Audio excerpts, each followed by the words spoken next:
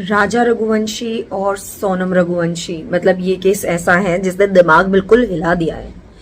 इस पूरे के पूरे केस में आखिर क्या है जो हमें सीखना चाहिए, क्या देखने को, क्योंकि ये अपने आप में बहुत ही अलग केस था। ऐसा कोई क्रिमिनल रिकॉर्ड नहीं, ऐसा कोई इंटेंशंस क्लियर दिखी भी नहीं, बहुत ही संस्कारी अरेंज्ड मैरिज जिसमें लूप होल क्या था।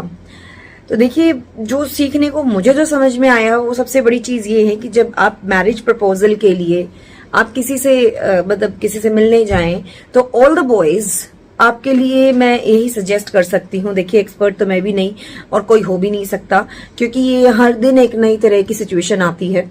पर आप क्या कर सकते हैं कि ये पूछने की बजाय कि तुमको खाना बनाना आता है या नहीं, झाड़ू पोछा कर लेती हो या नहीं कर लेती हो, कितनी पढ़ी लिखी हो, ये सब बातें जो हैं वो बहुत सेकेंडरी हो जाती है।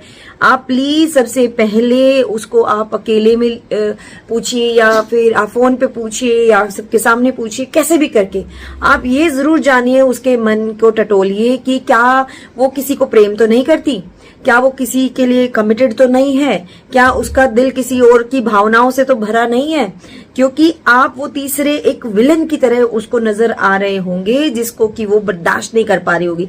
किसी तरह से डर के मारे वो शायद डिस्प्ले कर रही होगी कि वो आपको पसंद कर लेंगी या आपके साथ शादी कर लेंगी। और ऑल द गर्ल्स जो शादी के इस इंस्टीट्यूशन में एंट्री करें, वो भी प्लीज, उनके लिए भी सीख है इसमें।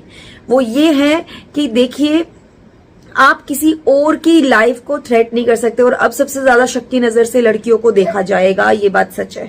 आप कितनी भी अच्छी हैं लेकिन आपको उस नजर से अब, क्योंकि लोग डर गए हैं भाई, अरेंज मैरिज से भी डर गए हैं, लव मैरिज से तो पहले से ही डर रहे थे पीछे इतने केसेस के बाद, लेकिन अरेंज से भी अब डरेंगे। तो आप गर्ल्स को भी ये सजेशन है कि दूसरे की आप वैल्यू करिए, आप जिससे प्रेम करती हैं उसके साथ ही आप बनने की कोशिश करिए, किसी और की लाइफ को बर्बाद नहीं करना है। एनी हाउ आप उसके साथ शादी कर भी लेंगी तो उससे आपको कुछ हासिल नहीं होना है। या फिर आप उस लड़के को बता दीजिए कि भाई आप जो है किसी और से प्रेम करती हैं, आप उसके साथ नहीं जुड़ना चाहती, सो दैट उसके लिए भी एक साइन हो जाए कि भाई इससे दूर हो जाना है, ताकि इन फ्यूचर किसी को भी मन ना करे कि क्राइम में चले जाएं।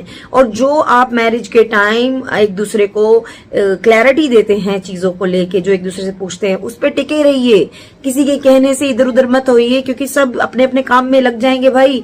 आप दो लोगों को, जो लड़का लड़की शादी करते हैं, उन्हीं को एक दूसरे के साथ रहना है, सर खपाना है बस, और कोई नहीं होगा, ना फैमिली, ना रिश्तेदार, ना दुनिया।